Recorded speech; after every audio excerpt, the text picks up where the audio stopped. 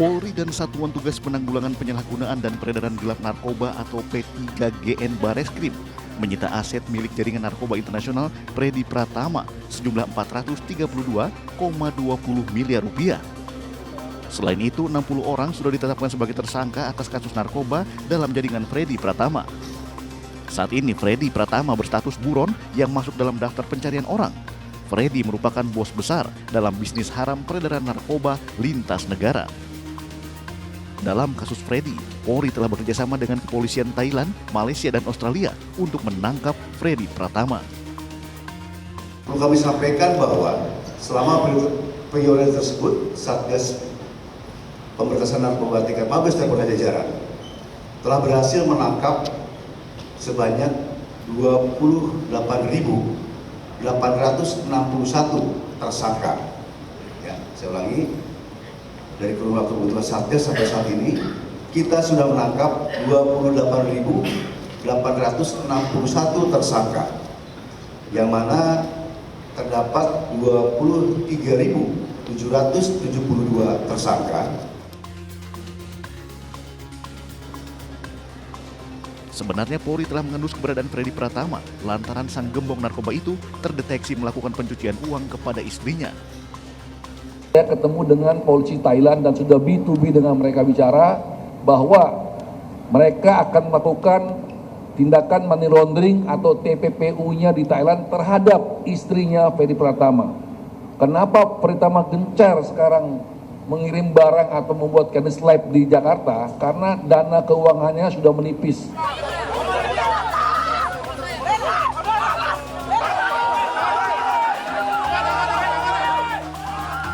Ratusan pengungsi dari berbagai negara ricu dengan polisi usai berdemo di depan kantor UNHCR di Jalan Jenderal Sudirman, Makassar, Sulawesi Selatan.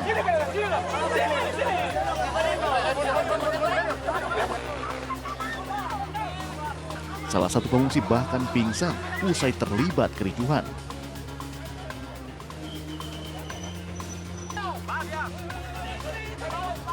Para pengungsi asal Myanmar, Afghanistan, dan Suriah ini meminta diberangkatkan menuju Australia, Amerika, dan Eropa. Setelah belasan tahun tinggal, para pengungsi ingin keluar dari Indonesia agar mendapatkan hidup yang lebih baik.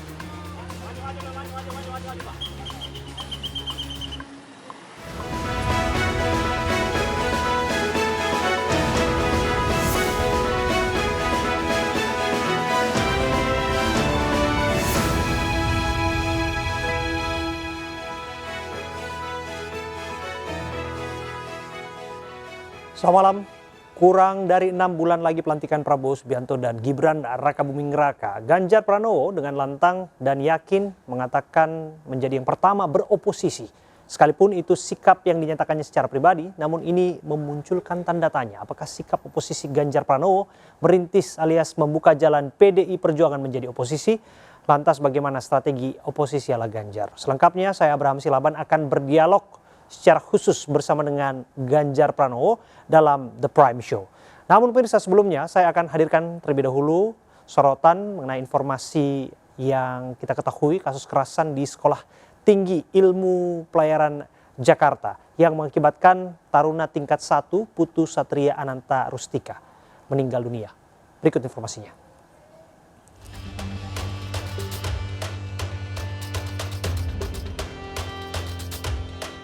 Sejumlah karangan bunga menghiasi pintu keluar Sekolah Tinggi Ilmu Pelayaran Cilincing, Jakarta Utara.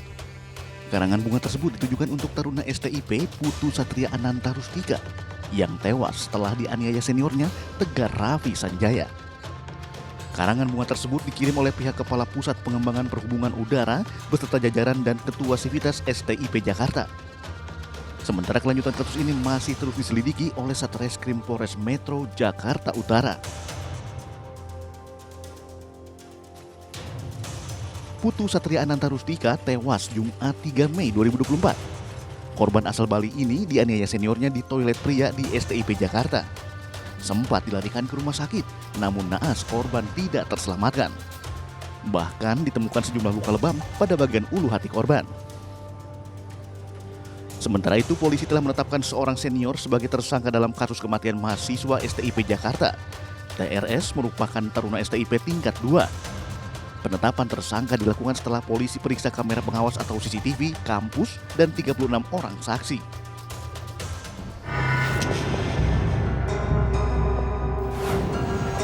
Saya Abram Silaban menuju Sekolah Tinggi Ilmu Pelayaran di daerah Marunda, Jakarta Utara.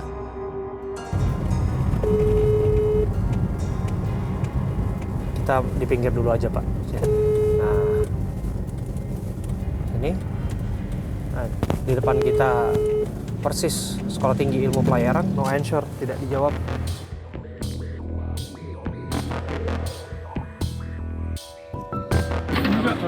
Ya. Sore Pak, ya. Dari Pak Ainus. mau masuk Pak dari Ainus. Ya maaf ya Pak ya, nggak boleh masuk di samping aja, nggak apa-apa. Oh gitu. Nggak boleh masuk ke itu. Kenapa? Kenapa nggak boleh masuk Pak? Ya nggak boleh, dari pimpinan nggak boleh Pak. Pihak STIP tidak memberikan jawaban pasti untuk bisa kami mintai keterangan. Sementara pihak keamanan bersikukuh melarang kami masuk menemui perwakilan sekolah. Itu kira-kira jam 11-an ya 10-an itu dari Polres datang, Iya, Polres Jakarta Utara. betul. Bersama tersangka Pak. Iya betul. Masih di dalam kan Pak? Masih di dalam. Oke. Itu mobilnya Mas. Betul Pak. Jadi rombongan ada 10 mobil gitu. Jadi kita hanya jalan itu. Oh nggak apa-apa Pak ya. Iya. Jadi maaf aja. Ya Pak, kita juga mau menjalankan tugas Pak untuk meminta keterangan Pak. Iya.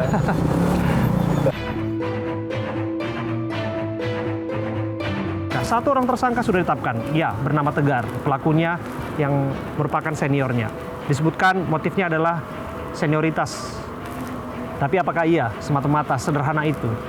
Di dalam TKP disebutkan ada beberapa pihak yang patut diduga mengetahui dan patut diduga juga melihat peristiwa pemukulan terhadap almarhum.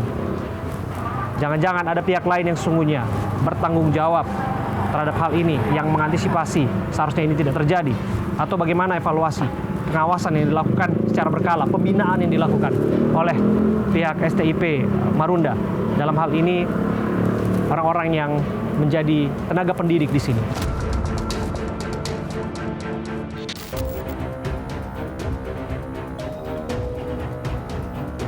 Sementara itu pada saat yang bersamaan, Polres Metro Jakarta Utara tengah menggelar prarekonstruksi yang dihadiri oleh tersangka dan 12 saksi.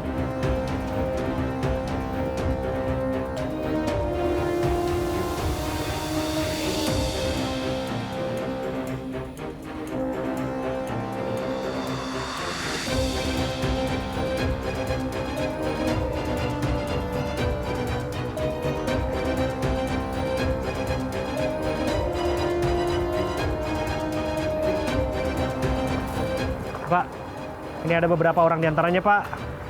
Ini ada 1, ada 2, 3, ada 3 taruna yang melintas di kita. Pelan-pelan Pak. Pelan-pelan Pak. Dibuka Pak. 1, 2, 3, 4, 7, 5, 6. Ya, ada beberapa ya. Sedikitnya ada 10 orang ya. Ini pelaku ya? Ya, mereka melintas di sini ya.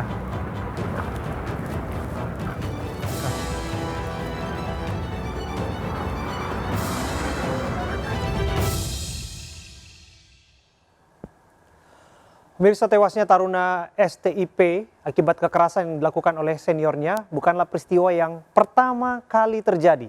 Kita tahu bersama, bahkan kami mencatat setidaknya ada 6 kasus yang terkuak jejak kekerasan berdarah di Sekolah Tinggi Ilmu Pelayaran Jakarta sejak tahun 2008. Saya akan hadirkan ya.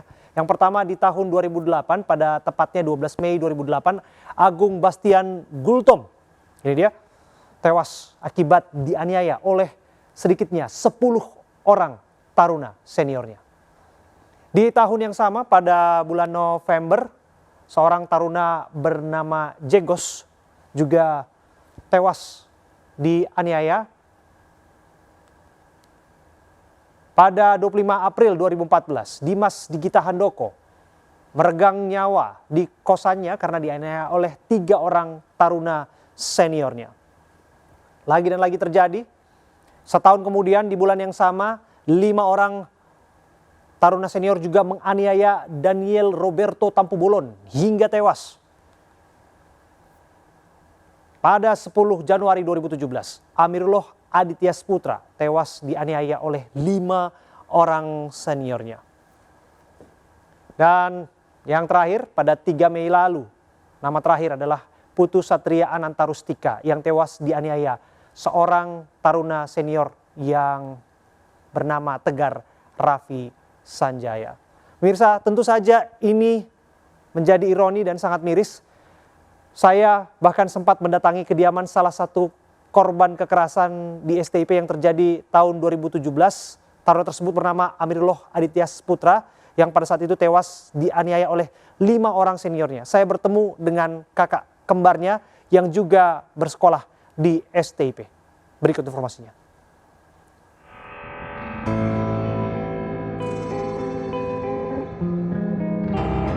Amirullah Aditya Sputra 2017 silam menjadi korban penganiayaan seniornya di Sekolah Tinggi Ilmu Pelayaran Marunda, Jakarta.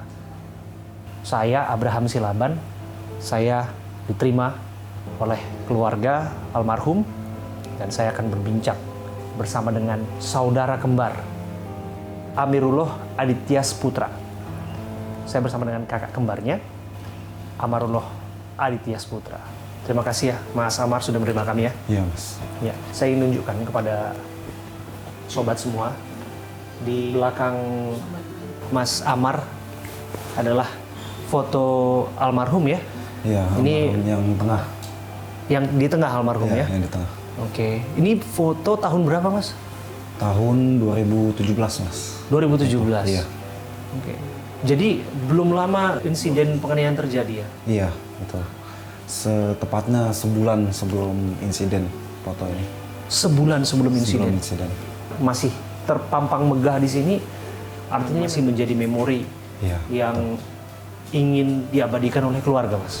Ya jelas kita kehilangan untuk saudara kembar saya sendiri, pasti kehilangan.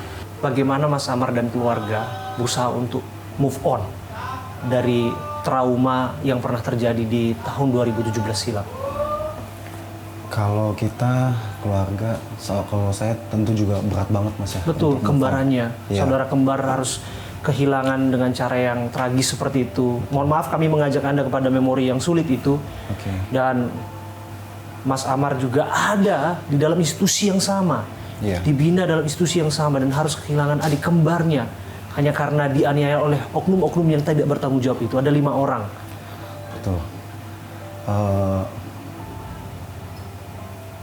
Ya, untuk kita move on itu kita berusaha sebisa mungkin kalau almarhum itu nggak benar-benar meninggal, tapi kita berpikir kalau almarhum itu sedang belayar. Oh ya? Jadi kita move on dengan cara seperti itu Mas. Jadi kita punya Imajinasi, imajinasinya, punya bayangan. Ya, almarhum itu lagi belayar, bukan telah meninggal gitu. Imajinasi kita. Saya merinding, Mas. Ya, Mas. Itu untuk keluarga. Iya. Bagaimana dengan Mas Amar sendiri? Kehilangan saudara kembar akibat insiden penganiayaan tersebut. Saya sendiri, saya terpukul sekali pasti Mas. Saya terpukul sekali. Nggak ada yang bisa menggantikan lah untuk nyawa seseorang. Jadi menurut saya saya sangat terpukul untuk kehilangan kembaran saya itu. Pasti. Bahkan sudah 7 tahun berlalu, tapi tetap saya dalam hati kecil saya sangat sedih. Tentu memori ini pasti flashback atau bisa saja kembali karena peristiwa serupa ternyata terulang kembali. Mas Amar, sudah dengar? Ya, saya sudah dengar. Waktu dengar pertama kali, apa reaksi Mas Amar? Ya, saya tentunya kaget Mas ya. Kenapa hal tersebut bisa terjadi lagi gitu. Mungkin ada itu yang saya bilang oknum-oknum itu yang dari senioritasnya oknum tersebut ngalamin kekerasan dari senioritas, lalu diturunkan sama juniornya yang ya itu tadi nggak bersalah, dan juga karena oknum-oknum ini Mas, menurut saya.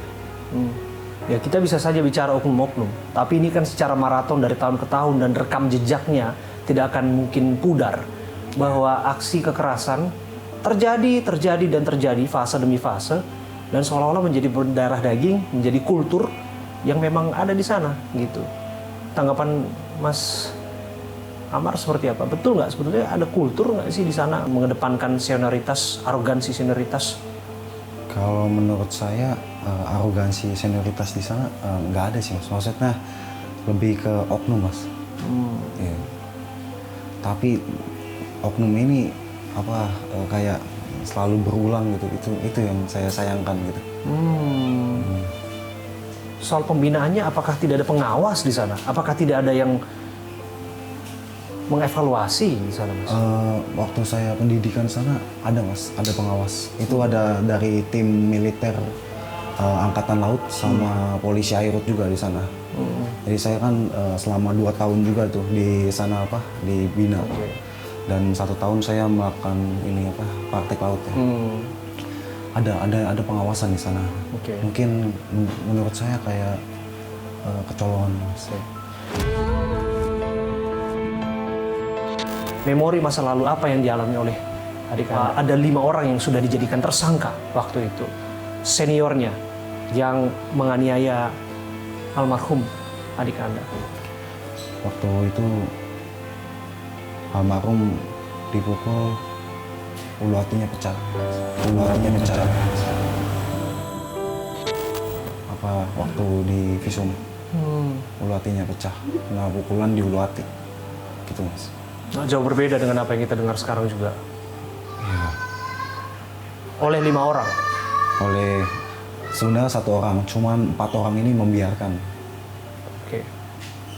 Jadi jelas ya, waktu itu yang melakukan pemukulan 1 orang. 1 orang. Menyentuh fisiknya. Iya, 4 orang membiarkan. 4 orang membiarkan? Iya. Karena tidak melakukan pertolongan apapun ataupun tidak menghalang-halangi upaya itu?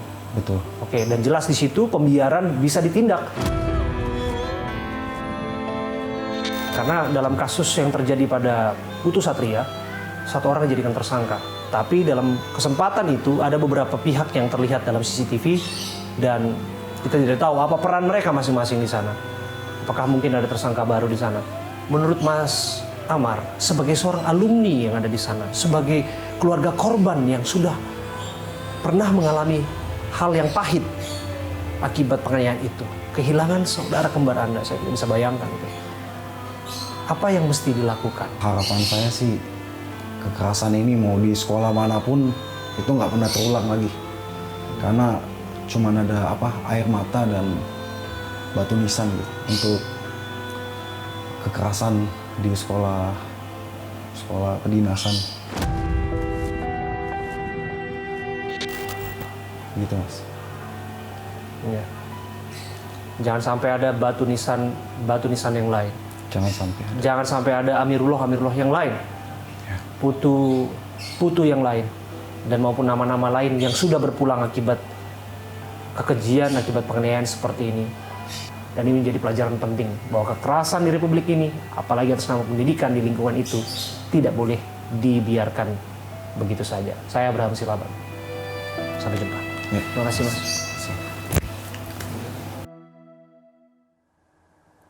Pemirsa, selanjutnya kami akan menghadirkan informasi mengenai statement Ganjar yang mengatakan pertama beroposisi. Apa strategi oposisi yang disiapkan Ganjar? Saya nanti akan berbincang secara khusus dengan calon presiden pemilu 2024 Ganjar Pranowo. Saat lagi.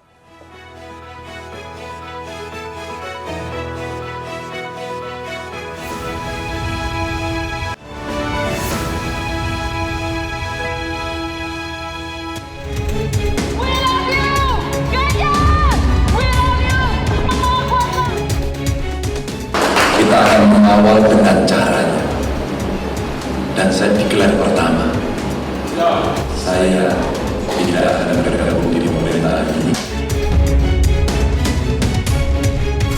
Ya udah, nggak apa-apa ya, tetap ya mau dikawal dari luar lah ya. Pak Ganjar Pranowo bahwa beliau tidak akan bergabung untuk menjadi salah satu menteri. Manusia human itu ya bisa meninggal, mati sekali. Tapi kalau politisi bisa mati berkali-kali.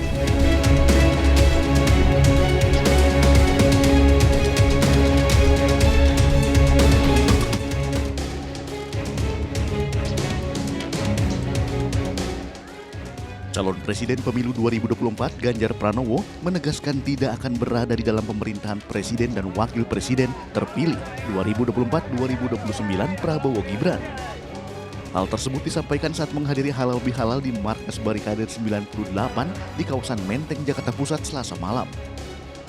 Selain sebagai bentuk penghormatan kepada pemenang pemilu, hal tersebut juga untuk menunjukkan sikap kepada publik jika sebuah kontestasi politik bukan sekedar bagi-bagi kursi, tetapi ada nilai yang harus dipertahankan. Saya tidak akan berada di dalam pemerintahan. Ini sebagai sebuah penghormatan saya kepada pemenang dan menunjukkan sikap kepada publik, kami tidak di pemerintahan. Dan Pak Hasto menyampaikan bahwa ini inline dengan sikap dan suasana kebatinan partai. Tapi partai nanti tentu akan memutuskan pada saat di Rakernas nanti. Dan itulah pendidikan politik yang mesti kita berikan kepada masyarakat bahwa dalam sebuah kontestasi tidak hanya sekedar berebut kursi dan dibagi-bagi, tapi ada value, ya, ada program, dan ada sikap yang bisa kita berikan pada publik. Itu intinya. Sementara itu, Sekjen PDIP Hasto Kristianto mengaku menghormati sikap yang ditunjukkan Ganjar. Namun terkait sikap PDIP akan diumumkan setelah hasil rapat kerja nasional apakah akan berada di dalam atau di luar pemerintahan. Sikap politik PDI Perjuangan apakah berada di dalam atau di luar pemerintahan itu akan dibahas di dalam rapat kerja nasional. Tetapi konstitusi partai menegaskan bahwa itu merupakan kewenangan dari Ketua Umum PDI Perjuangan. Yang dimaksudkan oleh Pak Ganjar Pranowo bahwa beliau tidak akan bergabung untuk menjadi salah satu menteri di dalam jajaran pemerintahan yang akan datang. Tentu saja sikapnya kita hormati dan PDI Perjuangan sangat konsisten di dalam membangun demokrasi yang berkedaulatan rakyat. Meski oposisi, namun Ganjar Pranowo tetap menghormati pemerintahan yang baru dan akan melakukan kontrol dengan cara yang benar. Mirsa, kurang dari 6 bulan lagi pelantikan Prabowo Subianto dan Gibran Rakabuming Raka. Ganjar Pranowo dengan lantang dan yakin mengatakan menjadi yang pertama beroposisi. Sekalipun itu sikap yang dinyatakan secara pribadi. Namun ini munculkan tanda tanya. Apakah sikap oposisi Ganjar Pranowo merintis alias membuka jalan PDIP menjadi oposisi? Lantas bagaimana strategi oposisi ala Ganjar? Selengkapnya saya Abraham Silaban sudah berjumpa dan kami berterima kasih kehadiran Pak Ganjar Pranowo, calon presiden pemilu 2024 di studio kami. Terima kasih Pak Ganjar sudah hadir. Sama-sama, Mas Abraham. Saya panggil Mas Ganjar aja boleh ya? Sehat Mas Ganjar? Ya, alhamdulillah ya. Luar biasa. Statement Anda menarik ketika Anda mengatakan bahwa politisi bisa mati berkali-kali. Dan ketika bangkit kembali, Ganjar memilih untuk beroposisi. Bisa cerita sedikit, Mas? Ya, ada dua terminologi ya. Satu saya sampaikan, saya tidak akan berada di dalam pemerintahan ini. Lalu orang lain menerjemahkan oposisi dan kemarin ada yang berkomentar bahwa Indonesia tidak ada sistem oposisi begitu. Jadi saya menyampaikan, meluruskan diksi ini bahwa saya tidak akan berada dalam pemerintahan. Biar clear dulu. Setelah itu, yang kedua tentu saya menghormati pemenang. Biarkan pemenang dalam kontestasi Pilpres ini membentuk kabinet dan dia akan berembuk dengan partai pengusungnya. Saya kira itu cara yang paling gentle menurut saya, paling sportif. Dan tentu saja setelah mereka bisa membentuk, ketika kita tidak berada di dalam pemerintahan, maka tugas kita bukan mengolok-olok mencibir, tapi bagaimana kita bisa mengkoreksi seandainya ada yang keliru, tapi kalau benar mesti fair dong. Kalau dia sudah on the track mesti fair dong, oh ya itu bagus. Jadi tradisi politik yang menurut saya perlu dikembangkan dan menurut saya ini baik. Saya ingin penegasan saja Mas, apakah yang Anda sampaikan ini memang murni pribadi atau jangan-jangan apa yang Anda sampaikan ini mewakili suasana batin partai yang akan segera dideklarasikan? Kalau kemarin kan saya sampaikan di acara Halal Bihalal TPN. Jadi saya sampaikan sebagai kandidat atau prinsipal. Ada saya, ada Pak Mahfud, lalu saya statement itu. Jadi ini pendapat sebagai seorang capres, ya, sebagai pribadi yang saya sampaikan. Maka kalau tadi disampaikan Mas Hasto gitu, partai akan memutuskan nanti, nah itu nanti partai yang secara resmi akan memutuskan. Tapi sebagai pribadi Ganjar tidak akan bergabung di dalam pemerintahan ini. Oke. Ada diksi pertama beroposisi. Banyak yang menilai bahwa jangan-jangan ini adalah merintis ataupun jalan bagi PDIP untuk ada di luar pemerintahan. Kalau sikap partai nanti akan ditentukan di Rakernas, namun dalam sejarah politik Indonesia, saya kira posisi PDI Perjuangan pernah berada pada posisi seperti itu, dan itu terjadi hampir 2 periode, dan saat itu saya ada di situ. Saya sebagai anggota DPR dan publik saya kira bisa melihat sejarahnya dan bagaimana kontrol itu bisa berjalan. Maka ingat Pansus Senturi saat itu, ada hak angket yang bisa berjalan, kemudian ada kontrol yang cukup baik, BBM pada saat itu, bahkan pemilu pernah terjadi juga. Jadi artinya check and balances akan terjadi dan itu sangat menyehatkan untuk demokrasi. Oke, Mas Ganjar, saya mencatat apa yang Anda sampaikan akan mendedikasikan diri di partai. Ya. Paralel dengan ini, partai belum mengambil sikap secara resmi. Tapi Anda sudah pertama mengambil sikap secara resmi menjadi oposisi. Kalau beda dengan partai akan seperti apa, Mas? Ya, kami menghormati partai saya. Pasti kalau kemudian sikapnya berbeda, partai akan memutuskan itu. Tapi posisinya sudah jelas. Maka publik akan tahu, dan saya kira sikap saya pasti juga saya renungkan cukup lama, dan saya mengerti partai ini. Karena rasanya saya cukup lama di partai ini. Oke. Apa yang dimengerti Mas Ganjar, apakah kemudian segera dideklarasikan dalam bentuk sikap kepartaian? Dan lagi Mas ya, banyak publik juga yang menilai bahwa sikap yang dinyatakan oleh Mas Ganjar Pranowo pertama beroposisi santer saat jelang pertemuan, wacana pertemuan Bu Mega dan Pak Prabowo. Disebutkan bahwa ini semacam kerikil bagi pertemuan ini. Bagaimana Mas Ganjar menjawabnya? Kalau pertemuan kapanpun bisa dilakukan. Saya kira kalau Bu Mega dengan Pak Prabowo pernah bertemu kok, zaman dulu bertemu. Ada cerita pertemuan-pertemuan sebelum kontestasi-kontestasi sebelumnya. Jadi sebenarnya kalau beliau berdua mau bertemu, siapapun bisa. Dan saya pasti tidak menjadi kerikil. Karena kalau pertemuan itu akan terjadi, pasti ini akan terjadi pertemuan antara dua pimpinan, antara ketua partai, sama-sama ketua partai, dan mereka punya kewenangan itu, saya kira jalan aja. Ya, bagaimanapun kan Mas Ganjar kan entitas dalam partai. Calon presiden pemilu 2024. Dan sampai hari ini publik masih menunggu bagaimana sikap Bu Mega. Bagaimana Mas Ganjar melihatnya? Iya, saya kira kan kalau partai kami, karena yang diusung dan didukung adalah Ganjar Mahfud, pasti kita punya pendirian sendiri dong. Ketika kemudian partai lain mengusung calon yang lain, dan kemudian dia punya sikap lain, sama-sama saling menghormati. Nah, saya mencoba mentradisikan dan memberikan sebuah penghormatan juga.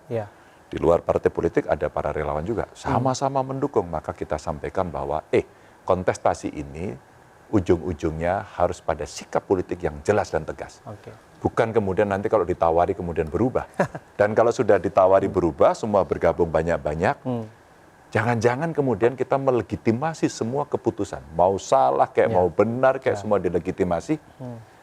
Kita mempertimbangkan nggak? Apakah kemudian yang dibutuhkan oleh publik atau masyarakat atau rakyat itu fungsi kontrolnya akan bisa berjalan, dan fungsi kontrolnya akan efektif atau tidak? Saya kira pendidikan yang baik. Mas Ganjar, izinkan saya menyampaikan informasi mengenai bagaimana tanggapan Wakil Presiden terpilih Gibran Rakabuming Raka mengenai sikap yang disampaikan oleh Mas Ganjar mengenai pertama beroposisi. Kita dengarkan bersama. Deklarasi dan ya udah, nggak apa-apa ya, tetap ya mohon dikawal dari luar lah ya, siapapun itu, masukan-masukan dari dalam, dari luar, dari oposisi tetap kita tampung ya, tidak masalah.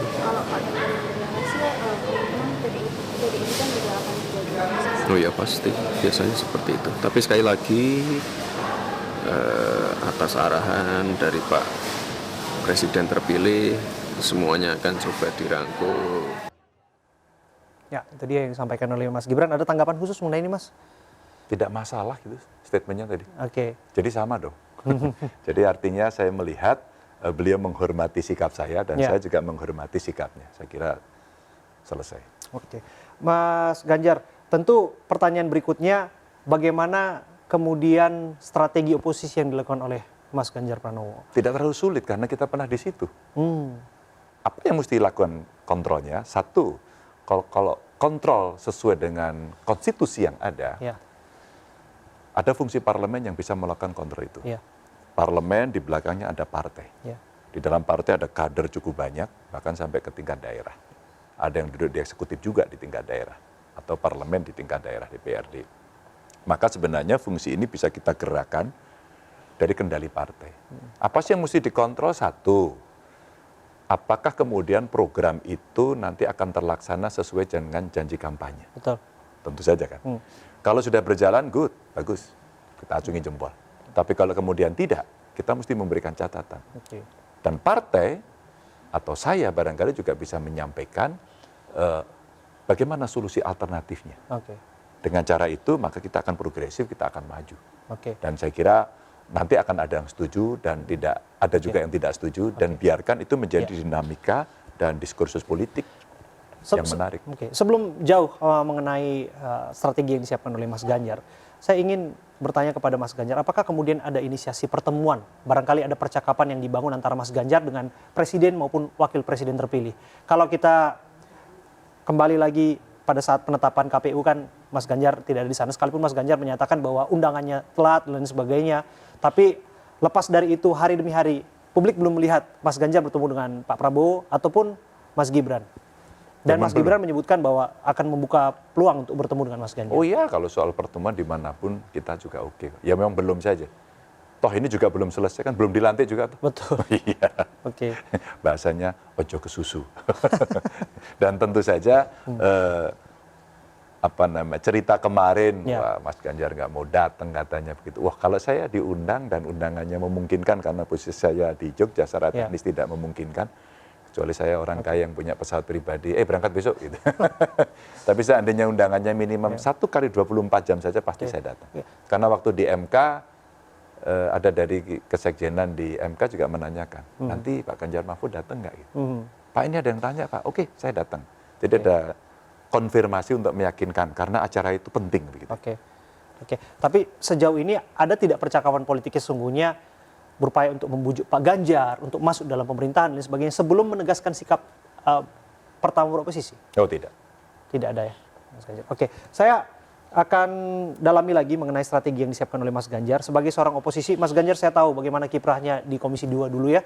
Bagaimana Anda secara kritis mengkritisi program-program pemerintah.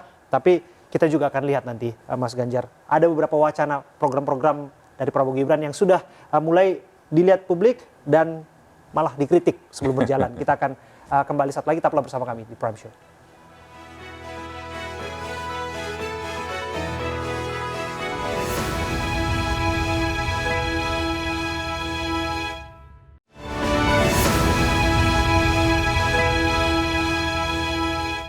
Anda kembali bersama saya Abraham Silaban dalam The Prime Show. Saya masih berbincang bersama dengan calon presiden pemilu 2024 Ganjar Pranowo. Mas Ganjar, tadi bicara mengenai oposisi. Saya ingin meminta tanggapan Anda mengenai wacana ataupun isu-isu yang menjadi percakapan belakangan ini. Di antaranya adalah Presidential Club yang disebutkan diwacanakan oleh Pak Prabowo, mantan-mantan presiden ada dalam satu percakapan untuk membangun bangsa. Komentar Mas Ganjar? Baik saja sih. Menurut saya kira ini kan kita terinspirasi atau mungkin mau meniru model Amerika gitu. Iya. Jadi ada mereka yang mantan-mantan presiden ini punya wadah untuk bisa berkomunikasi. Kalau niatnya untuk bagaimana memperbaiki dan membangun bangsa ini, menurut saya ide baik saja. Tapi saya belum tahu nanti mekanismenya akan seperti apa. Tapi prinsipnya mungkin nggak sih terrealisasi, Mas Ganjar? Kenapa? Mungkin tidak terrealisasi sebetulnya, ya, karena latar belakang ataupun rekam jejak politik yang berbeda dari masing-masing presiden dari era ke era. Ya kalau kemudian dia punya platform yang sama untuk membangun bangsa ini, baik secara ideologis, programatis, dan responsif terhadap persoalan, sangat mungkin gitu. Tapi kalau kemudian platformnya bisa berbeda, ya orang bisa bersikap macam-macam begitu ya. Jadi belum tentu juga orang akan bisa setuju. Tapi saya kira yang mesti dirumuskan dengan matang adalah platform yang ingin dibangun ketika kemudian Presiden Shell Club itu mesti akan diwujudkan ya. Mungkin ya kita harus merespon situasi yang sulit, maka butuh pemikiran para tokoh, itu bisa dilakukan.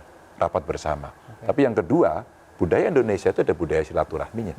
Maka kalau kemudian forum itu tidak bulat, agak sedikit lonjong begitu, kan bisa silaturahminya bertemu. Saya kira Presiden hari ini juga sama, pernah mengundang para presiden-presiden sebelumnya. Itu sama sebenarnya. Bahkan termasuk mengundang calon-calon presiden sebelum berkontestasi, Mas Ganjar. Mas Ganjar, sudah dengar belum bahwa akan ada rencana penambahan nomenklatur kementerian? Disebutkan mencapai angka 40, 41, semakin gemuk kabinet dan lain sebagainya. Bahkan disebutkan akan ada kementerian yang mengurusi sendiri makan siang gratis. Komentar Mas Ganjar? Iya, teman-teman wartawan, teman-temannya Mas Abraham nanya ke saya juga itu. Pak Ganjar, ini akan ada seperti itu. Begini, saya kira ada undang-undang Kementerian Negara. Yang mesti ditaati adalah undang-undangnya. Boleh nggak kemudian membuat nomenklatur baru? Selagi kemudian frame-nya ada di undang-undang itu tidak masalah. Betul. Tapi ketika kemudian undang-undang sudah menentukan, bahkan kalau nggak salah jumlahnya juga sudah fix ya. 30 sekian kalau nggak salah. Kalau nggak salah 34 saat 34 ini. Ya. Dari 34 maka kita tidak bisa lebih. Kalau lebih melanggar undang-undang itu. Nah, sumpah seorang presiden, wakil presiden ketika disumpah itu melaksanakan konstitusi dan peraturan perundang-undangan yang ada di bawahnya. Jadi artinya kalau kita kita tahu bahwa undang-undangnya sudah ada pembatasan, ya tidak boleh. Ya, tapi pada prakteknya kan undang-undang kan bisa diubah, Mas Ganjar. Ya, kalau mau diubah, maka ubahlah dulu undang-undangnya. Kan tidak bisa kita membuat keinginan dulu baru dirubah. Nanti kalau tidak jadi presiden terus-menerus. Saya punya keinginan maka aturan saya rubah. Dan itu pengalaman-pengalaman kemarin menjadi sangat buruk. Begitu. Oke. Apa problem yang Mas Ganjar lihat? Andai kata kemudian ada kabinet yang betul-betul sesak di dalamnya, yang mana ada beragam nomenklatur kementerian baru, posisi wakil menteri, pos-pos lain dan sebagainya. Implikasinya apa, Mas? Ya sebenarnya kalau publik akan melihat ini politik akomodasi. Kalau politik akomodasi, apakah kemudian kabinet itu bisa menjadi kabinet ahli atau zakon kabinet? Jika jawabannya iya, maka sebenarnya bisa juga melakukan. Saya sih punya pikiran, silakan presiden membentuk, ya, selagi dalam frame undang-undang, tapi akan jauh lebih bagus jika kementerian itu dibentuk untuk merespon persoalan yang hari ini memang perlu mendapatkan respon cepat, yang kritis. Climate change umpama. Kenapa tidak ada kementerian climate change? Atau kita membentuk duta besar cyber. Ya, jadi mengantisipasi ancaman cyber. Ya, tidak hanya ancaman cyber, dengan semua yang terkait dengan cyber. 4.0 ini ada duta besar khusus. Yang nanti berhubungannya tidak dengan negara, mungkin dengan industri, mungkin dengan komunitas, dengan ekosistem itu. Atau barangkali kita bicara pangan. Kan kita sudah berjanji dulu, pangan kita ini mesti mandiri. Betul. Off-farm-nya, on-farm-nya, cadangannya, bagaimana distribusinya, harganya, kita bikin. Tapi dengan catatan perjalanan sampai hari ini, loh ini kok impornya malah tambah. Maka ini sebuah kontradiksi yang ada. Kenapa kemudian tidak merespon itu? Sehingga ketika kemudian regulasi harus dirubah, itu basisnya adalah situasi eksternal yang berubah, maka kabinet harus disesuaikan dengan itu. Kalau ya kami mau bentuk banyak-banyak kabinet, atau pernah dulu ada kabinet 100 menteri, zaman dulu pernah terjadi. Fungsinya untuk apa? Saya kira itu yang harus dikemukakan lebih dulu, baru jumlahnya. Jangan dibalik. Kalau dibalik nanti, ini pasti hanya sekedar akomodasi saja. Tapi beberapa kompleksitas permasalahan kan sudah diangkat oleh Mas Ganjar. Salah satu masalahnya adalah harapan kita berdaulat secara pangan, gitu, Mas Ganjar. Tidakkah kemudian memang negara ini dari Sabang sampai Merauke yang begitu besar memang butuh satu sistem kementerian yang bisa dikatakan lebih banyak dan lain sebagainya untuk memberikan solusi barangkali yang lebih cepat, lebih banyak mungkin, lebih cepat, lebih pragmatis lah sifatnya, Mas Ganjar. Komentar Anda? Iya, sebenarnya kalau yang existing ini saja dicari orang yang benar, yang berintegritas, dikontrol langsung oleh pimpinan tertinggi, maka sebenarnya akan bisa. Saya mau produksi beras kita sekarang 7 ton per hektar. Ya. Itu aja. Silahkan kerjakan, kita mintakan, katakan, IPB kita tugaskan, UGM kita tugaskan. Katakan. Atau BRIN kita ajak terlibat, peneliti kita ajak terlibat. Kami dari produktivitasnya bisa, teknologinya digunakan dengan teknologi tinggi. Itu jauh lebih solutif daripada kemudian kita berkreasi sesuatu yang mungkin kurang responsif pada persoalan. Jadi optimalisasi bisa, tapi memilih tokoh jauh lebih penting. Tapi kalau tokohnya keliru, sistemnya tidak terkontrol, dan kemudian kita membiarkan, ya as usual, pasti ya ini akan seperti biasanya saja, nggak akan ada perubahan. Mas Ganjar melihat Indonesia ini ke depan akan seperti apa? Ya, menghadapi situasi yang makin tidak mudah. Sekarang kalau kita bisa memetakan dunia, perang titiknya makin banyak. Ini perang senjata. Ada lagi sekarang perang-perang ekonomi. Kalau saya katakan tadi global climate change mempengaruhi hampir seluruh kehidupan kita, termasuk pangan di dalamnya, maka rasanya kita juga punya sensitivitas untuk merespon itu. Belum lagi teknologi informasi yang sekarang berkembang begitu dahsyat dan itu mempengaruhi sistem hidup. Jangan-jangan besok yang nyiarin di sini udah robot. Sekarang suara juga bisa dengan AI. Sudah terjadi sebetulnya Mas Ganjar. Sudah terjadi. Di China sudah AI yang beberapa menjadi presenter beritanya. Begitu bahkan sekarang seniman saja sudah bisa musiknya AI, lagunya AI, tinggal diprogram, semua sudah jadi. Nah, harapan kita jangan sampai pemerintah yang justru jadi AI. Nah, sekarang kita mesti, pemerintah menggunakan AI-nya dibantu untuk mempermudah pekerjaan. Nah, tantangan kita itu berat, termasuk kemudian tantangan ke dalam ya, bagaimana persatuan, kesatuan, kekompakan antar bangsa untuk bisa merespon persoalan itu. Jadi yang terpilih hari ini siapapun itu ya, apalagi yang sekarang ditetapkan KPU, tidak mudah menghadapi. Mas Ganjar, saya nanti akan bertanya ke Mas Ganjar ya, mengenai siapa kira-kira dalam benak Mas Ganjar yang cocok, yang dirasa mumpuni untuk menjadi suksesor Mas Ganjar di Jawa Tengah. Kemudian juga bagaimana kontestasi Pilkada Jakarta yang semakin menghangat belakangan ini. Kami akan bertanya itu kepada Mas Ganjar. Kami akan kembali setelah lagi, tetaplah bersama kami.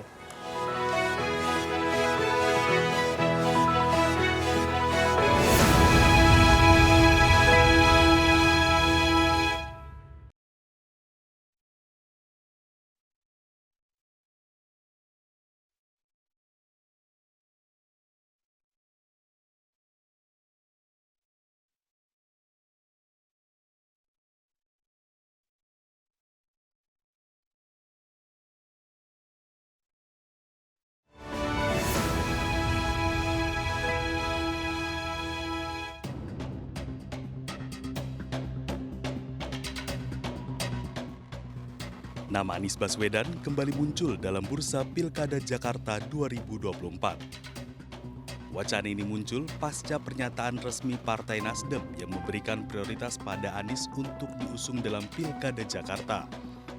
Elektabilitas Anies di Jakarta dinilai masih tinggi dan bisa mengulang kesuksesan Pilkada tahun 2017 saat Anies berhasil menduduki kursi nomor 1 di Jakarta. Di sisi lain, rival Anies di Pilkada 2017, Basuki Cahayapurnama alias Ahok juga mencuat ke publik. Nama Ahok disebut masuk dalam radar PDI Perjuangan yang akan diusung maju dalam Pilkada Jakarta 2024. Meski saat ini PDI Perjuangan masih menjaring berbagai nama dan usulan yang masuk, namun Ahok dinilai memiliki peluang besar untuk diusung kembali di Pilkada Jakarta. Jika hal ini menjadi kenyataan, maka rematch Pilkada Jakarta tahun 2017 antara Anies dan Ahok akan terjadi lagi. Ya, jadi kita kan partai demokrasi yang berkarakter Indonesia. Sehingga nama-nama itu diusulkan dari bawah. Kalau gubernur diusulkan dari DPC dan DPD partai, dan nama-nama tersebut sekarang baru proses ya penjaringan ya di tingkat provinsi untuk calon gubernur dan wakil gubernur. Nama-nama akan tersaring ya sesuai dengan usulan dari daerah-daerah yang mohon maaf belum bisa kami sebut nama-nama yang terdaftar karena masih melakukan proses pencermatan.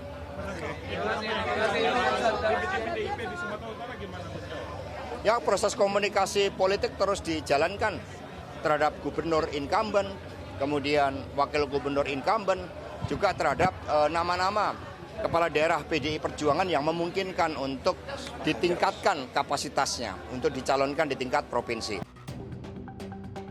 Menariknya, muncul juga wacana Anies dan Ahok dipasangkan menjadi calon gubernur dan wakil gubernur.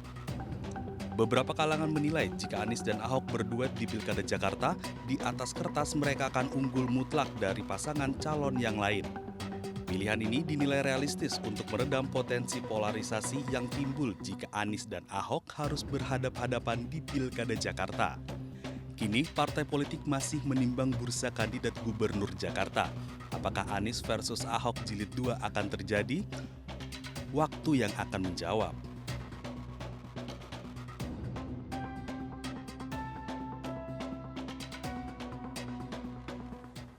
Ya, kita kembali lanjutkan berdialog dengan Mas Ganjar Pranowo. Mas Ganjar, lagi ramai pilkada, kira-kira ada rencana untuk ikut pilkada lagi? Saya harus tahu diri dong. Saya pernah menjadi gubernur, artinya sudah ikut pilkada 2 kali. Terus kemudian capres, masa turun lagi. Enggak lah, kita kasih kesempatan mereka yang lain.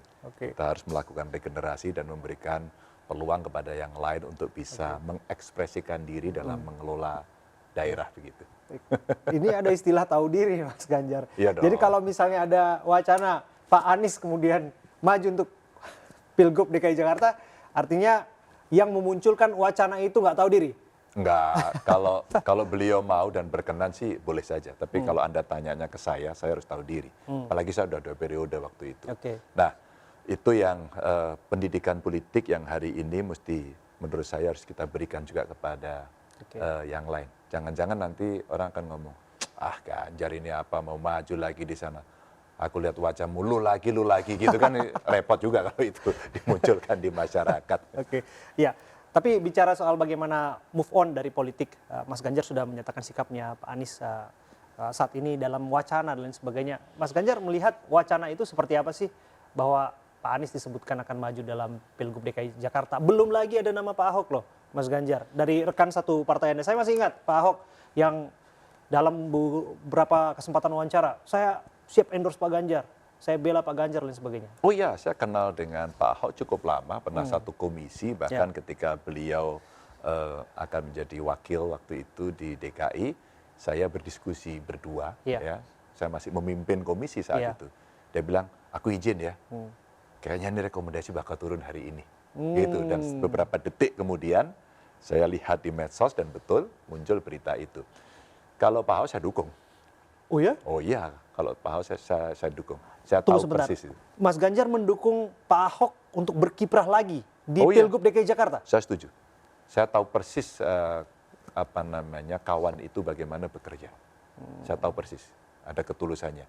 Ya ada beberapa koreksi mungkin terhadap statement-statement dia yang keras begitu. Tapi kalau untuk kerja dia serius.